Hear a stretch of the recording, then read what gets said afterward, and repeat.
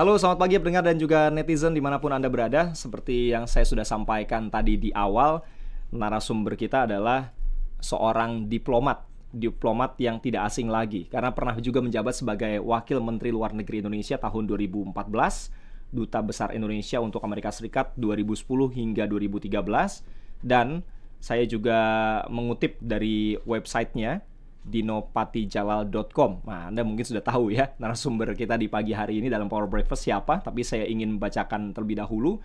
Jadi narasumber kita Pak Dino Patijalal ini adalah diplomat karir dan juga mantan duta besar, penulis terlaris juga, akademik berprestasi, aktivis muda, ahli kebijakan luar negeri. Sekali-sekali juga sering membawakan acara talk show, atau sekarang mungkin lebih umumnya kalau di YouTube ada podcastnya juga, dan penyintas COVID-19. Pak Dino ini lahir di Beograd, Yugoslavia di tanggal 10 September 1965 dari keluarga diplomat Indonesia. Sebagai putra seorang diplomat, Pak Dino ini juga tinggal di Jakarta. Jadi sudah banyak beberapa negara yang dikunjungi selain di Jakarta tentunya. Ada Yugoslavia juga, Guinea, Singapura, Washington DC, New York, Ottawa, Vancouver, dan sebagai diplomat juga pernah ditempatkan di London, Dili, Washington DC. Dan sepanjang hidupnya, Pak Dino Patijalal ini mengenyam pendidikan perpaduan antara pendidikan Islam dan Barat. Nanti kita cerita-cerita sedikit. Saya ingin menyapa langsung. Pak Dino, selamat pagi. Apa kabar, Pak? Selamat pagi, terima kasih Mas. Kabar Masih baik, ada ya? bisa menerima saya di sini ya. Alhamdulillah.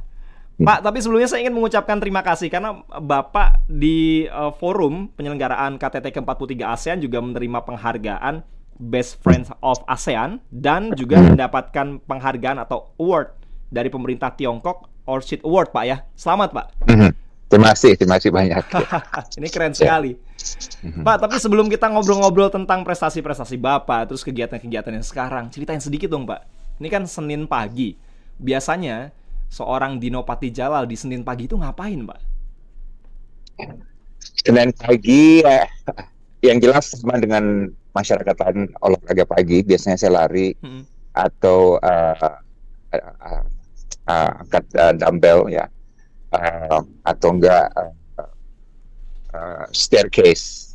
Jadi intinya olahraga aja dan baca. Paling saya nikmati adalah membaca dan mendengar berita, terutama berita internasional.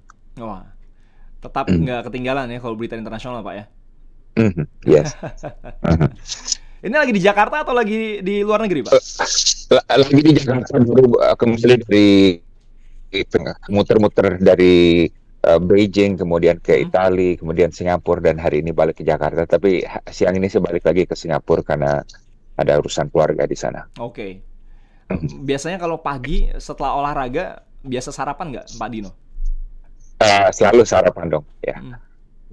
Dan menunya selalu udah set. Nah, saya kena diabetes juga ya, seperti banyak masyarakat lain juga. Jadi menu yang dikontrol tanpa gula dan yang bisa memerangi diabetes ya. Apa itu sarapan biasanya kalau pagi untuk menjaga? Yang jelas nggak boleh ada nasi ya kan, dan goreng-gorengannya dijaga, rebus-rebusan, ayam yang direbus, tempe dan lain sebagainya gitu. Wah, sudah harus hidup sehat terus gitu, Pak ya? Iya, karena saya kira di seluruh dunia sekarang diabetes menjadi masalah yang paling utama sekarang gitu ya. Jadi karena diet kita kan sehari-hari banyak manisnya ya kan, teh manis lah, nasi, kemudian belum lagi kalau yang suka minum Coca-Cola dan lain sebagainya gitu. Jadi semuanya harus diet dan no sugar gitu.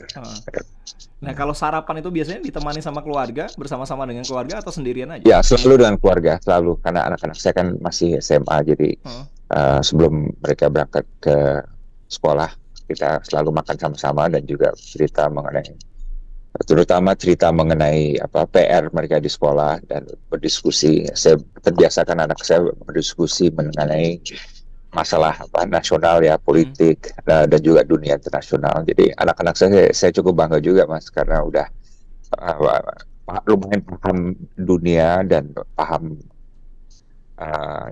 punya wawasan yang baik. Tujuannya apa sih Pak itu Pak? Quality time ya. Kalau saya melihatnya makan atau sarapan bersama keluarga itu kan quality time. Tapi di balik itu tadi anak-anak diajak berdiskusi masih SMA itu apa tujuannya? Parenting seperti apa Pak yang ingin dikejar sama Pak Dino? Ya, saya kadang-kadang melihat keluarga di mana orang tuanya hebat ya, tapi nggak nurun ke anaknya gitu. Jadi apa ilmu atau pengalaman orang tuanya itu nggak diturunkan ke anaknya. Kenapa? Karena orang tuanya sibuk ya. Dan itu mungkin bisa dipahami ya. Tapi kalau saya melihat pengalaman diri saya, mungkin mengapa saya bisa jadi diplomat yang karirnya lumayan baik gitu ya, bisa Bukan jadi lumayan duta Pak besar. itu Pak. Hebat kalau sebegitu. Ya, tapi karena saya banyak sekali mendapatkan ilmu yang diturunkan dari ayah saya gitu ya. Kalau ilmu dari pengalaman itu kan gini, ada satu hal yang saya paham di umur 18, tapi ketika saya udah umur 50, pemahaman saya terhadap masalah yang sama tuh jauh berbeda. Karena didasarkan pada apa ya, wisdom gitu ya, hal yang lebih dari membaca buku gitu ya. Nah, itu yang paling mahal tuh nilainya Mas, karena nggak bisa dipelajari dari kelas gitu, dari buku atau dari sekedar membaca berita. Nah, itu yang harus diturunkan ke anak-anak saya gitu kan. Karena sebagaimana saya juga belajar hal itu dari orang tua saya gitu. Dan saya senang sekali melihat anak saya sekarang ini pada umur 16, 17, 18 ini jauh lebih pinter dibanding saya waktu umur 16, 17, 18 dulu gitu ya. So, dan saya kan juga saya mengajarkan anak saya tuh kita jangan terpukau pada kekuasaan atau pada harta gitu ya. Kita harus terpukau, terpesona pada orang yang mempunyai karakter atau ilmu yang lebih tinggi dari kita gitu. Nah, jadi alhamdulillah anak saya juga begitu. Jadi kalau melihat orang kaya luar biasa atau melihat orang penguasa pejabat yang luar biasa tinggi, mereka juga hormat tentu ya, tapi juga biasa-biasa aja, tidak terlalu terpukau gitu ya. Saya ingin mereka menjadi orang seperti itu ya. Nah Pak, ini karena didikan dari orang tua Pak Dino dulu atau tadi perpaduan antara pendidikan Islam dan Barat yang pernah dienyam oleh Pak Dino? Saya kira dua-duanya gitu ya. Kalau dari pendidikan Islam tentu saya dulu di Muhammadiyah ya, di SD SD Muhammadiyah dan SMP-nya Al-Azhar ya? Al-Azhar juga ya. Saya belajar berbagai nilai yang Islami ya, dan dulu kan apa namanya, disiplin di sekolah ya, kemudian dulu tuh punya berbagai hal yang mengenai akhlak ya, mengenai sejarah Islam dipelajari waktu SD dan SMP. Tapi kalau dari Barat waktu itu saya sempat shock juga Mas, karena waktu pindah ke Amerika di SMA gitu, begitu masuk kelas atau orang di samping saya itu ciuman di kelas. Wah. Saya pikir ini sekolah apa ini? Sempat culture shock juga dong Pak berarti Pak? Sangat culture shock karena sangat bebas dunia di Barat gitu kan ya. Tapi yang satu aspek pendidikan mereka adalah mengajar berpikir kritis ya, dan mengajar berpikir independen. Jadi kalau dulu di Al-Azhar banyak menghafalnya gitu ya, menghafal sejarah dan segala macam. Jadi yang diuji adalah kemampuan kita menghafal. Sementara kalau waktu saya udah masuk di sekolah di Amerika waktu itu, yang diuji adalah kemampuan berpikir dan menganalisa gitu. Jadi selalu diminta untuk membuat presentasi dan esai gitu ya, menulis esai yang ditanyakan kenapa begini, apa pandangan Anda mengenai ini, apa analisa Anda mengenai hal ini gitu. Ya, tapi intinya dari dua-duanya saya mendapat yang terbaik ya, disiplin gitu ya, akhlak. Yang jujurnya kalau di Amerika agak kurang gitu ya. Di Amerika kan bebas gitu. Kalau Anda juga disiplin, Anda akan ya sabodo gitu. Anda paling ketinggalan kelas gitu ya. Makanya di Amerika kan yang paling menonjol itu adalah dari keluarga Asia ya, dari keturunan Tiongkok, Vietnam, Korea gitu ya. India, mereka yang merajalela di dunia pendidikan dan juga di dunia pekerjaan di Amerika. Hmm.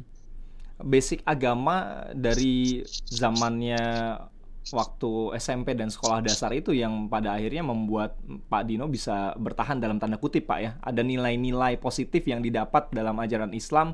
Kemudian ketika masuk ke fase SMA di mana culture shock terjadi, itu tidak muncul kemudian bisa dibentengi begitu ya, Pak Dino. Iya benar, ya bahkan dulu waktu saya masuk Amerika karena mereka tahu saya Muslim, saya banyak diledek dalam Sempat arti bukan mengalami bully gitu atau gimana, Pak? sebenarnya bukan dibully, dibecandain lah, Oke.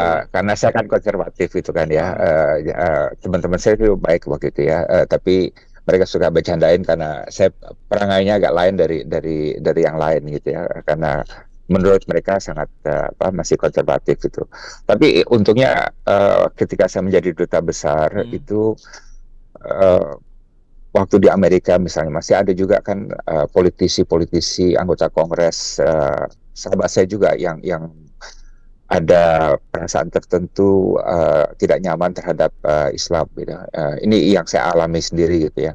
Nah itu jadi PR bagi saya, dan saya gabungkan dengan ilmu dari ayah saya. Kalau dari ayah saya itu bilang semakin orang nggak paham kamu, nggak paham Indonesia, nggak paham Islam dan lain sebagainya, semakin kamu harus merangkul dia, jangan dimusuhi gitu ya.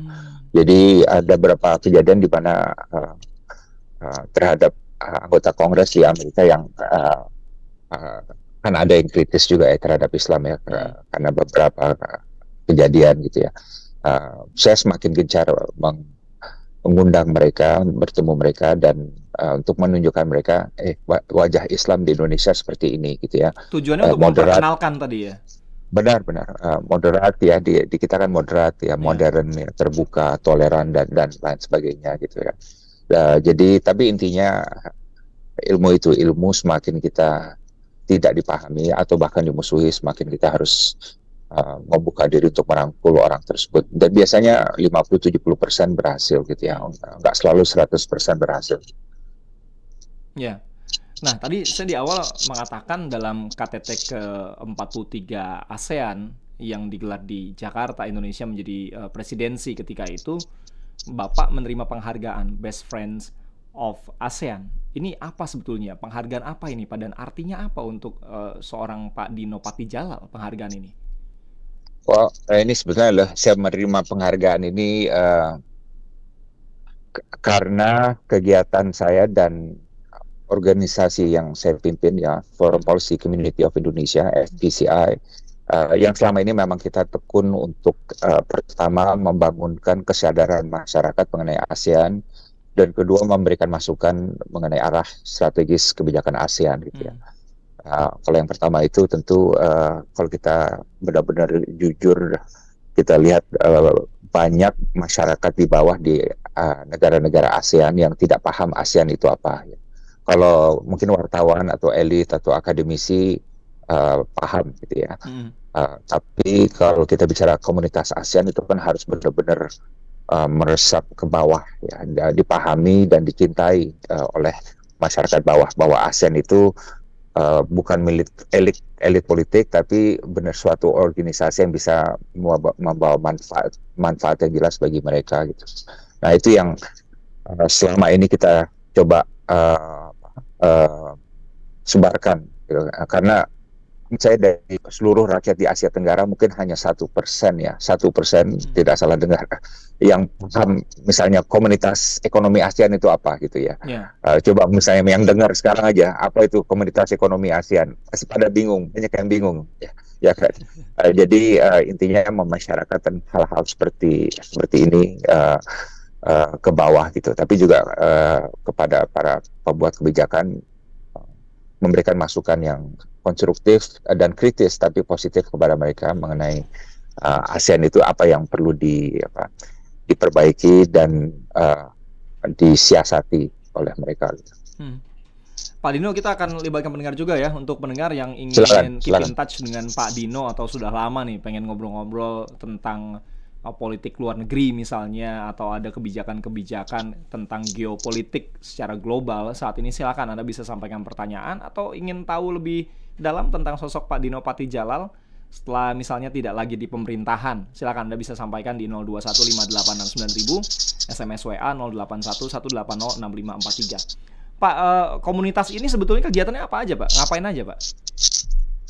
Ini adalah komunitas akar rumput yang terbesar bukan hanya di Indonesia, bukan hanya di Asia Tenggara, tapi di Indo-Pasifik. Jadi saya udah melihat organisasi serupa di Amerika, di Tiongkok, di India, di Inggris, di Jerman. Tidak ada yang lebih besar dari yang FPCI yang ada di Indonesia ini. Jadi menurut saya kita perlu berbangga juga.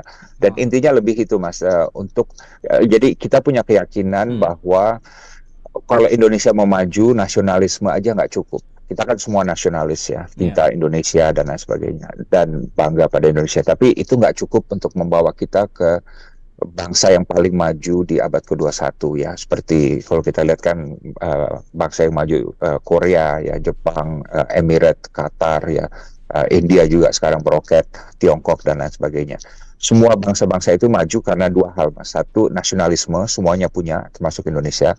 Tapi kedua, internasionalisme. Ya, internasionalisme itu mereka paham bagaimana Indonesia bisa memanfaatkan lautan peluang yang ada di dunia internasional. Mereka paham bagaimana mensiasati berbagai peluang dan ancaman yang ada dari dunia internasional gitu. Sehingga mereka membuat dunia menjadi faktor yang menguatkan diri mereka sendiri gitu, negara mereka sendiri gitu.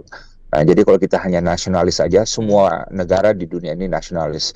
Tapi yang juga nasionalis dan internasionalis, itulah yang akan menjadi bangsa yang unggul dan maju gitu. Ini yang terjadi pada Amerika, ini yang terjadi pada Tiongkok, Jepang, Norway, Jerman, Inggris, Prancis, Qatar, Emirat, bahkan Saudi pun sekarang juga kuat mengarah ke sana gitu ya. Nah, ini yang kita ingin sadarkan ke masyarakat. Jangan kita jadi xenofobia, jadi anti asing ya. Negara yang anti asing nggak ada yang maju gitu ya. Tapi negara yang cerdik asing ya, mensiasati bagaimana menarik modal mereka, ilmu mereka, koneksi mereka, pasar mereka ya, sistem pendidikan mereka juga ya. Nah, itulah yang akan menjadi bangsa yang maju. Kita lihat Singapura aja ya. Singapura kan nggak punya sumber alam apapun ya, sama sekali, hanya pulau kecil dengan jumlah penduduk yang sangat kecil, tapi mereka bisa menjadi negara maju satu-satunya di Asia Tenggara, bisa mempunyai per kapita yang jauh lebih tinggi dari Indonesia ya, dan perdagangan mereka jauh lebih ini dari Indonesia, lebih lebih menjadi bagian dari PDB mereka ya.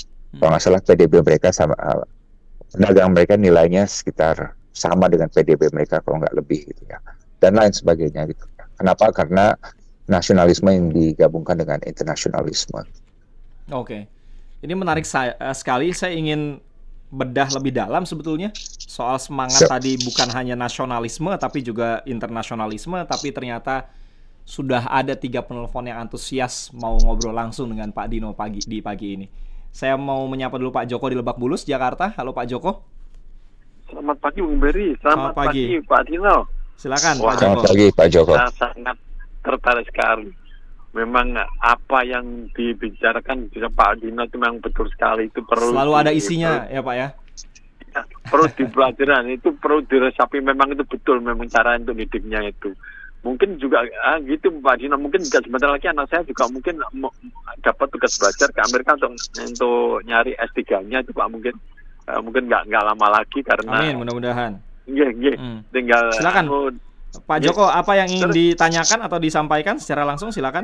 Ya, ini saya dengan Elvinta sangat prihatin tadi yang didatangkan itu narasumber yang ada yang bagus, ada yang macam-macam lah, dan seperti ya gitu, jadi sangat apresiasi sekali ya, ada yang tahu, ada yang gitu, jadi saya sangat senang sekali gitu Pak, dari semua bisa kita pelajari gitu ya. Terima kasih Pak Joko ya. Selamat pagi Pak Okta di Cilengsi. Selamat pagi Pak Okta. Assalamualaikum udah Dino. Oh ternyata orang awal kok. Betul Pak Dino. Assalamualaikum. Selamat pagi Pak Okta. Orang Padang nih Pak Dino ya. Waalaikumsalam. Iya, seorang Minang. Ambo sebagai orang Minang bangga nih Pak Dino nih. Betul. Oh iya. Nah, Pak, saya usul, saya usul gini, bikin partai dah. Partai. Ini pantas jadi presiden nih. Saya apa tadi ngomongnya, kan orang belak-belakan, semua orang tahu. Ini pantas jadi presiden, pintar, juga wawasannya luas, ini pantas. Bikin partai, Pak, jangan ikut partai orang. Bikin partai sendiri. Saya yakin mampu beliau nih. Insya Allah saya masuk. Kalau memang niat saya masuk. Terima kasih Pak. Saya Minang bangga nih Bapak nih. Ya, Assalamualkum. Waalaikumsalam. Nanti ditanggapi Pak Dino. Ada Pak Haryono di Depok. Halo Pak Haryono. Selamat pagi. Maaf saya panggil Mas Dino karena ayah beliau Pak Patih Jalal itu guru besar saya untuk UNCLOS. Wah. Ya, pertama-tama saya prihatin dengan kasus rumah yang didiami Mas Dino. Saya terus prihatin, ya mudah-mudahan segera dapat terungkap siapa dan tutup terus Mas Dino. Yang kedua, pertanyaan saya, Pak Patih Jalal itu paling pakar dalam hal UNCLOS. Nah, sekarang bagaimana pandangan Mas Dino mengenai implementasi UNCLOS di negeri kita, terutama dalam menghadapi Nine Dash lainnya Tiongkok? Ini yang mungkin harus kita perhatikan sekali. Terima kasih Mas Dino, selamat pagi. Baik, terima kasih Pak Haryono di Depok. Selamat pagi. Silakan Pak Dino langsung ditanggapi saja tadi. Ya, terima kasih. Pertama mengenai yang usul mendirikan partai politik itu nampaknya terima kasih usulannya, tapi saya bukan ke arah sana. Saya tuh pernah dulu nyemplung di politik sebentar ya, hanya 6 bulan. Tapi setelah itu saya berasa ini bukan untuk saya karena bukan passion atau gimana tuh Pak? Passion saya adalah public service, mengabdi kepada publik ya. Tapi kan jalannya banyak ya. Bisa sebagai birokrat, itu sudah saya lakukan 28 tahun. Bisa sebagai aktivis sekarang ya, aktivis akademisi yang sekarang saya lakukan, atau sebagai politikus ya. Kalau sebagai politikus saya udah pernah nyoba, tapi saya merasa nggak seret gitu ya, karena membatasi ruang gerak saya gitu. Dan semakin saya menjadi politisi, semakin orang itu juga menjadi curiga, wah ini ada ambisinya, ada kepentingan, agenda, gitu. Ada kepentingan gitu ya. Jadi saya lebih nyaman di sini, di mana saya membantu semua orang yang bisa membutuhkan masukan dari saya, dan juga organisasi saya kan non politis ya. FPCI itu bisa menjadi besar karena kita non politis dan kita juga independen gitu. Kalau saya masuk politik berarti organisasi saya menjadi organisasi politik, tidak lagi independen dan akan kehilangan value-nya gitu ya. Jadi saya lebih nyaman. Mungkin satu hal yang tadi saya sampaikan yang membuat saya semakin yakin itu adalah dulu saya masuk pemerintah untuk istilah orang tua saya berbakti pada bangsa dan negara gitu ya kan, karena di pemerintah kita punya kekuatan untuk menangani kebijakan dan merumuskan kebijakan. Tapi yang menjadi saya menjadi surprise, ternyata di luar pemerintah itu saya tetap bisa memberikan impact ya, tanpa power yang formal gitu ya. Kan orang selama ini merasa wah harus ada kekuasaan formal baru saya bisa berkuasa dan memerintah. Tapi dalam kondisi saya di ormas saya yang saya bentuk ini, kita tetap bisa menciptakan ruang publik untuk diplomasi dan politik luar negeri gitu ya, tanpa mempunyai kekuatan formal gitu. Bisa meyakinkan orang, bisa membuat orang mendengar masukan kita, membuat pemerintah juga menganggap input-input yang kita berikan dan lain sebagainya gitu kan. Jadi saya sangat nyaman di posisi ini pada saat ini. Kalau misalnya suatu hari nanti harus balik ke pemerintah, mungkin itu akan tentu dipertimbangkan, tapi tidak melalui jalur politik ya, karena seperti yang saya katakan tadi, passion saya bukan untuk masuk di jalur parpol gitu ya. Dan by the way juga sudah cukup banyak yang mengajak saya masuk parpol ya. Tapi saya merasa saya lebih baik sebagai independen dan profesional. Ya, masih belum nyaman Pak ya? Iya, belum nyaman ya. Jauh lebih nyaman di sekarang ini ya. Kedua, mengenai kasus rumah itu memang salah satu rumah yang kita sewakan kemarin kena musibah karena dipakai oleh apa yang saya duga adalah komplotan penipuan online dari Tiongkok ya. Karena ada kejadian serupa di Batam kan, polisi meringkus rumah yang ternyata ada 88 orang Tiongkok yang melakukan penipuan gitu. Sasarannya di Tiongkok, tapi operasinya dari Indonesia karena mereka merasa kalau ketahuan polisi Tiongkok nggak bisa nangkap mereka gitu ya, karena mereka jauh. Nah ini yang kita harus waspadai. Saya udah ngomong dengan Kapolda ya, Pak Karyoto, Kapolda Metro, tolong perhatikan sekali isu ini karena walaupun targetnya bukan kita ya, tapi kita bisa jadi ada reputasi menjadi basis dari penipuan online internasional. Nah itu kan kita nggak mau gitu kan, apalagi juga orang Tiongkok kan sahabat kita gitu ya. Kalau mereka rakyatnya jadi korban, kita juga harus bertindak gitu ya. Nah jadi saya sungguh berharap Kapolda dapat meringkus.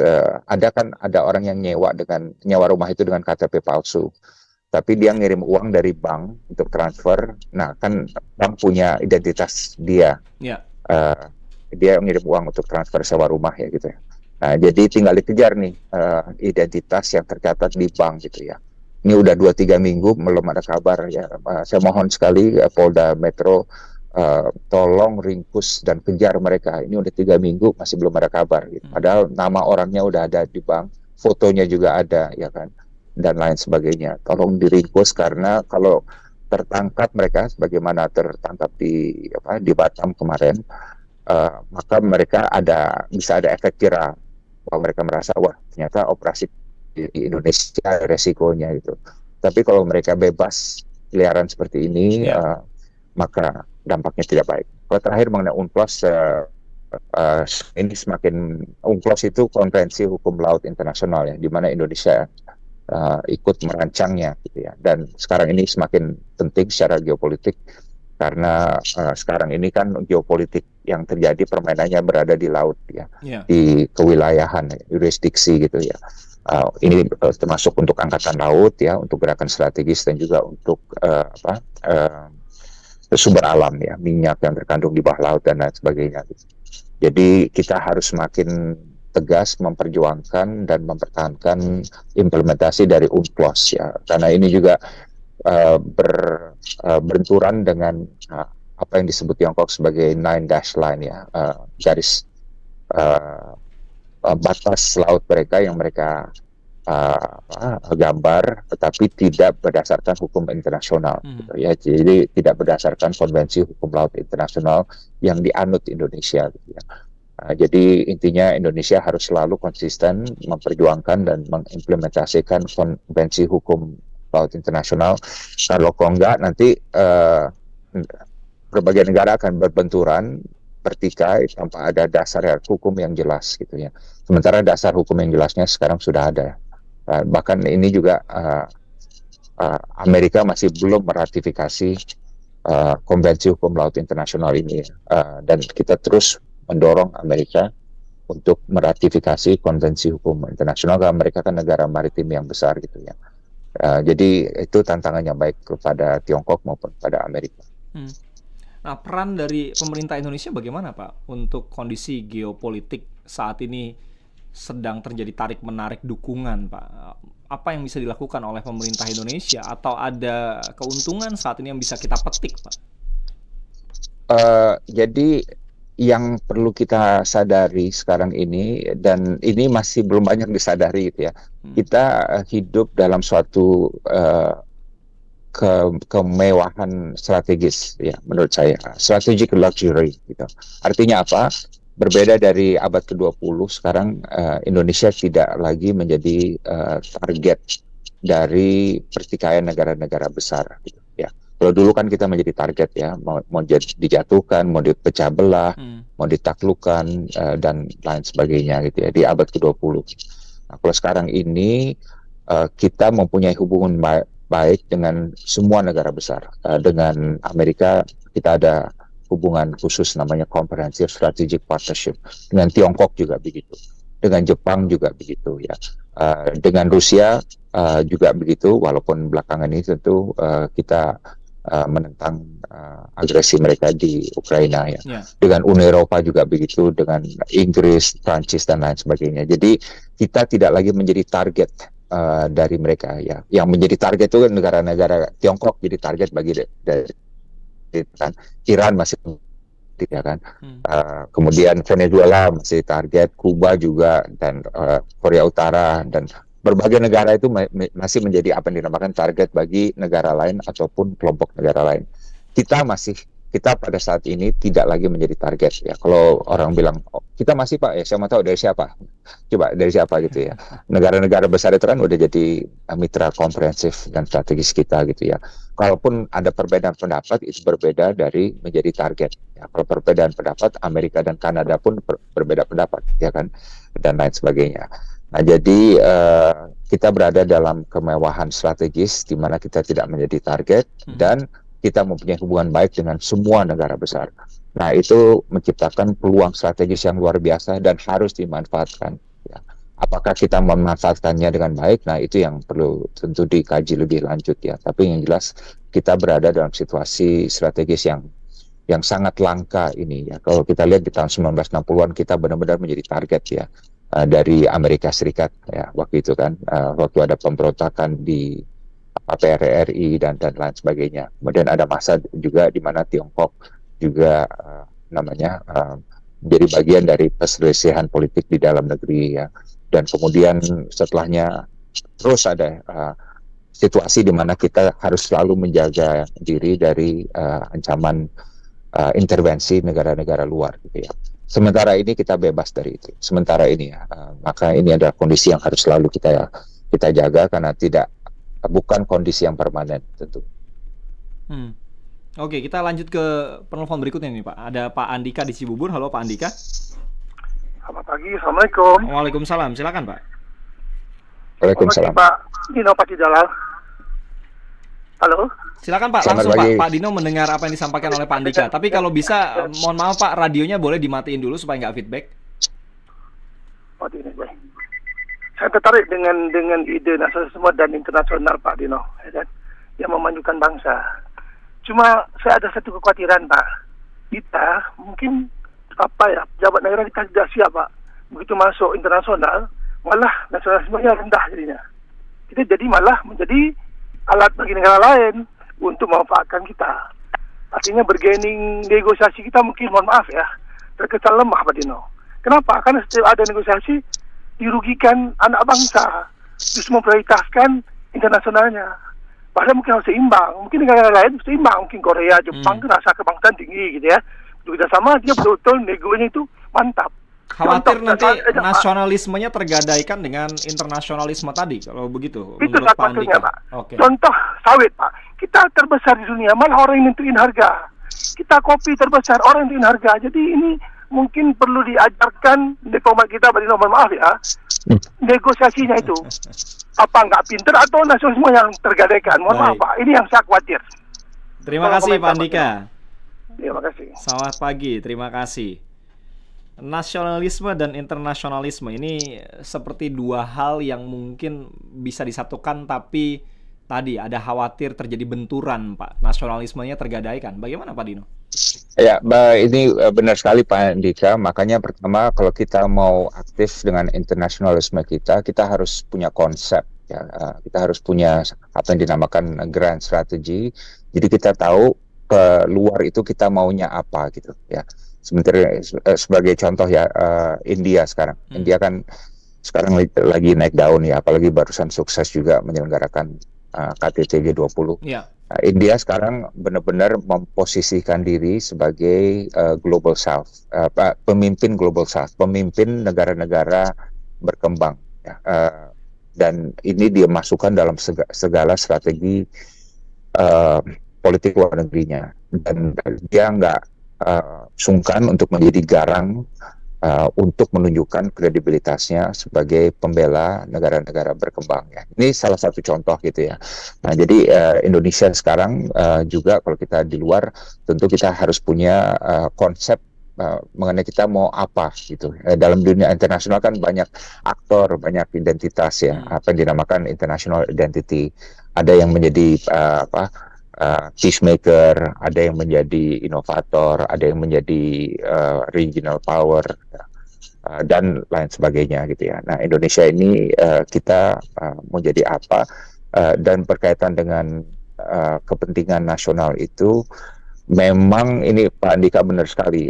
Saya sering mengamati kalau negosiasi itu seringkali apa yang dinamakan kepentingan nasional itu suka nggak solid gitu ya. Dalam arti antar departemen berbeda pandangannya gitu ya, posisinya.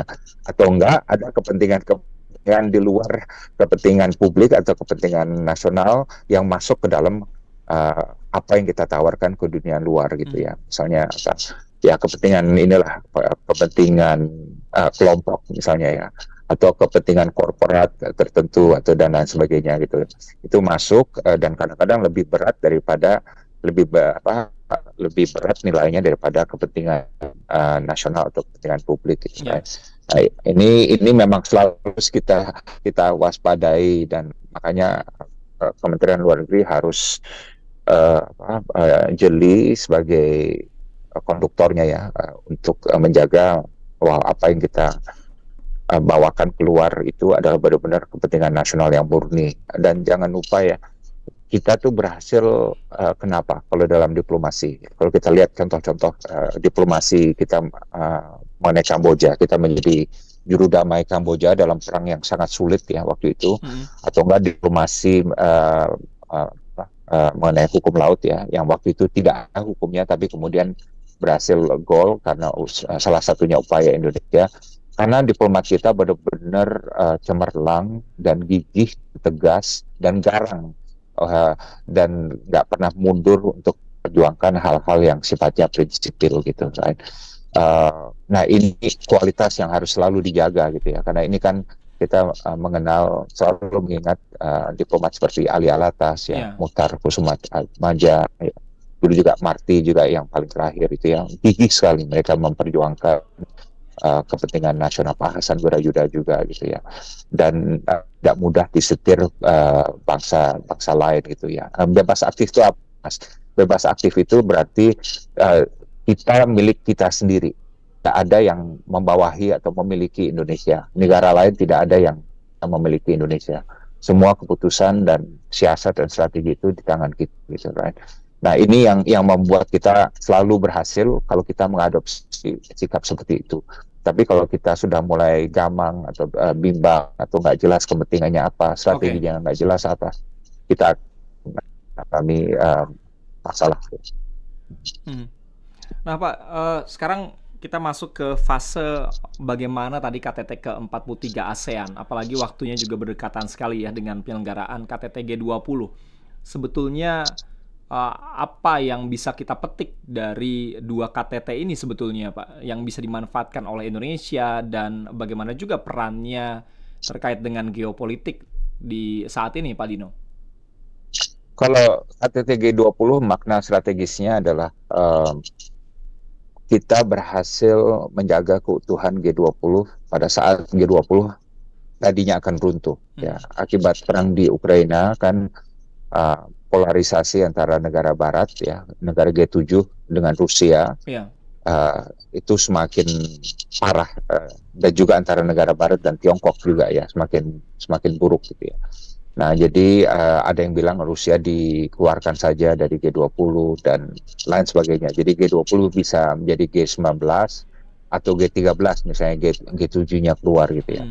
Nah, Indonesia berhasil menjaga G20 tetap utuh dan solid ya, dan bahkan bukan hanya utuh tapi bisa menghasilkan suatu kesepakatan yang tadinya banyak yang menyaksikan, termasuk saya juga waktu itu agak khawatir tidak akan terjadi ya, dan menteri-menteri kita juga waktu itu banyak yang menyatakan ini mungkin tidak akan ada kesepakatan itu, tapi alhamdulillah terjadi gitu ya.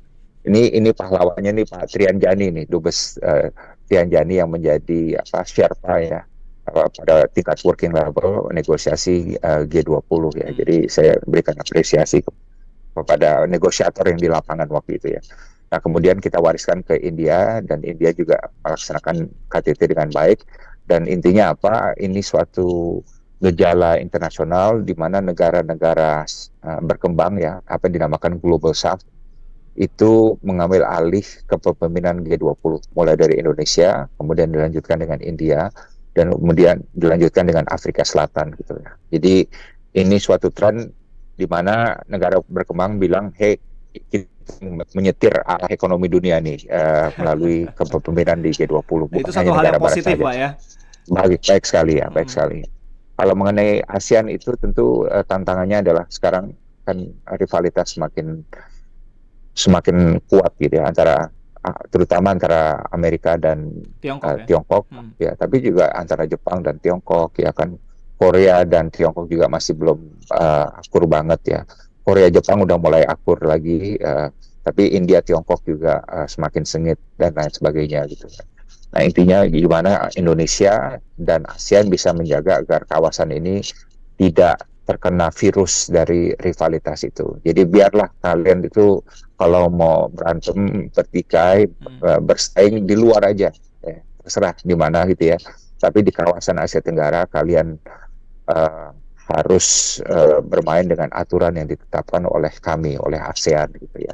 Jadi intinya itu makna strategis dari KTT di Indonesia terakhir ini gitu ya. Dan alhamdulillah KTT berjalan baik gitu ya, sukses, lancar, dan juga kita bisa walaupun masih ada masalah Myanmar ya yang belum terselesaikan, tapi itu masalah yang sangat pelik ya dan membutuhkan waktu untuk diselesaikan. Tapi ASEAN tetap utuh dan tetap melaju di bawah kepemimpinan Indonesia dan insya Allah juga di bawah kepemimpinan Laos yang berikutnya. Ya, Pak, ada satu hal yang menarik kan, setelah ada KTT ke-43 ASEAN, setelah itu ada Presiden Amerika Serikat Joe Biden yang mengunjungi Vietnam. Apa arti dari kunjungan atau kunjungan dari Presiden Amerika Serikat ke Vietnam itu sebetulnya? Wah, kita harus akui emang Vietnam lagi naik daun sekarang ya. Baik dari segi geopolitik karena dia mempunyai posisi yang sangat independen ya, dan dia dipandang oleh Amerika sebagai negara yang hubungan dengan Tiongkok juga dia tidak di bawah bayang-bayang Tiongkok lah, put it that way gitu ya. Jadi dia mempunyai nilai strategis bagi Amerika Serikat, dan secara ekonomi juga Vietnam posisinya juga sangat menarik di kalangan investor gitu kan. Kita memang sempat kecewa kenapa Biden tidak ke KTT, tidak datang di Jakarta. Kamala Harris gitu. yang datang malah kan waktu itu ya. Benar. Dan saya tanya teman-teman apa sih alasan sebenarnya segala macam, tapi tidak memperoleh jawaban yang jelas. Mungkin dia merasa saya kan udah ke Bali kemarin ya kan, di G20, masa harus balik lagi? Mungkin seperti itu ya, dan lain sebagainya. Atau mungkin ada yang bilang ini hanya masalah scheduling belaka gitu ya, karena bertepatan dengan Thanksgiving kalau nggak salah di Amerika. Jadi tapi nggak apa-apa. Yang jelas kan bukan siapa yang hadir, walaupun itu penting ya, tapi apakah programnya semakin jalan, terus berjalan gitu ya, dan apakah komitmennya tetap kuat gitu ya. Dan antara Amerika dan ASEAN sekarang udah naik status menjadi comprehensive strategic partnership gitu. Jadi dari segi itu sudah baik, tapi memang kritik terhadap Amerika selama ini adalah Amerika kalau masalah kehadiran itu tidak konsisten gitu ya. Jadi misalnya waktu Trump itu buruk sekali sebagai presiden Amerika sikapnya terhadap ASEAN, karena dia nggak pernah hadir tuh untuk KTT ASEAN gitu ya. Kalau Obama dia rajin hadir, tapi kalau Trump bahkan pernah dia minta orang yang bukan anggota kabinet untuk mewakili dia duduk bersama para pemimpin ASEAN. Para pemimpin ASEAN pada bingung semua, ini orang yang ditunjuk nih kok orang bukannya wakil presiden, bukan anggota kabinet ya, bukan Menlu atau siapa, orang yang di luar kabinet gitu, kok seakan-akan merendahkan ASEAN sekali gitu ya. Jadi ada memang dari ini hal yang perlu diperbaiki Amerika, konsistensi dari kehadiran dan perhatian mereka terhadap ASEAN. Pak, Bapak juga dikenal sebagai aktivis muda atau concern juga dengan kepemudaan. Kalau para pemuda kita di Indonesia, isu-isu tentang internasional, geopolitik ini gimana nih Pak, kalau Pak Dino lihat? yang jelas mereka kan punya tools ya, alat untuk membuat mereka tahu mengenai hal-hal ini. Mereka kan ada handphone dulu, generasi saya nggak punya handphone, nggak ada internet, nggak ada email ya waktu seumur mereka. Jadi mereka mempunyai tools yang jauh lebih gitu. Masalahnya apakah tools ini dimanfaatkan dengan baik, dan memang pasti agak sulit dewasa ini Mas untuk anak muda melihat dunia internasional secara jernih. Karena media sosial, to be honest, dalam arti dan ini kayak berita hoax atau berita sensasi.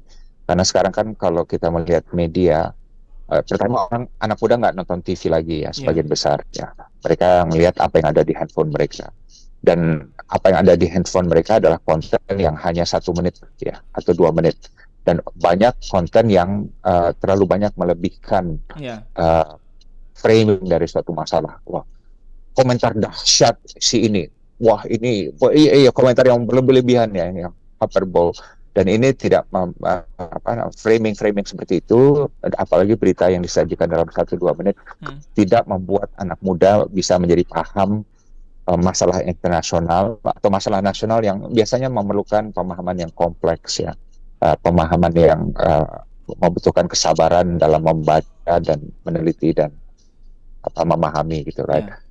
Itu yang saya agak khawatir dengan cara anak muda sekarang memperoleh informasi, apalagi dalam dunia di mana usaha untuk memanipulasi persepsi anak muda itu sangat tinggi ya. Beda dari kalau kita kan ingin hanya menyajikan informasi dan berita apa adanya yang bisa lakukan, tapi di lain itu sekarang upaya manipulasi dilakukan secara sangat gencar itu bisa menimbulkan mentalitas yang tidak sehat di kalangan anak muda. Jadi kita harus tentu hati-hati mengenai hal ini ya.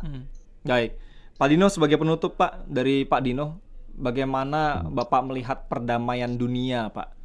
Masih cukup cerahkah Pak kalau kita melihat bagaimana kondisi politik global saat ini Pak Dino? Kalau saya tentu kalau tahun ini sih saya prihatin ya mengenai kondisi perdamaian dunia, karena tidak ada tanda rivalitas akan mereda ya, dan rasa saling curiga semakin tinggi, benturan-benturan juga semakin sering, dan apalagi kalau ada krisis baru ke depan. Kemarin 3 tahun terakhir ini kan ada krisis yang tidak pernah kita bayangkan, yaitu COVID ya, kemudian perang di Eropa, perang Rusia Ukraina gitu ya. Kedepan ini apa? Kalau misalnya ada perang di Taiwan aja, ini jauh lebih dekat dengan kita. Perang di Selat Taiwan ya, itu akan membuat perdagangan di perairan Pasifik menjadi terganggu, dan itu jelas akan mengganggu mata rantai ekonomi di Indo-Pasifik. Right? Jadi tantangannya sangat banyak, sementara PBB jadi lemah sekarang. Dewan Keamanan terpecah belah, tidak bisa mengambil keputusan, dan proteksionisme juga semakin kuat, semangat proteksionisme. Jadi landscape-nya, mohon maaf sekali, tidak terlalu gerakan. Nah, disinilah Indonesia terpanggil. Kita mau membentengi diri, menutup diri, atau kita mau ikut menjadi bagian dari di mana kita menjadi pelopor, menjadi negara yang ingin melakukan reformasi terhadap lembaga internasional dan lain sebagainya, dan tetap menjadi kekuatan yang konstruktif di kawasan gitu. Itu tantangan kita, dan saya yakin kita bisa. Amin, mudah-mudahan. Pak Dino, terima kasih Pak untuk waktunya sudah bergabung dalam Power Breakfast di pagi hari ini. Mudah-mudahan next time kita bisa ketemu secara langsung nih, ngobrol tatap muka, kita main-main, atau mungkin Pak Dino bisa berkunjung ke studio El Sinta ya, untuk bisa berbagi pesan ataupun hal-hal yang berkaitan dengan geopolitik ataupun internasional, politik internasional. Terima kasih sekali lagi Pak. Terima kasih untuk waktunya. Sehat selalu Pak Dino Patijalal. Selamat pagi Pak. Sampai jumpa. Selamat pagi.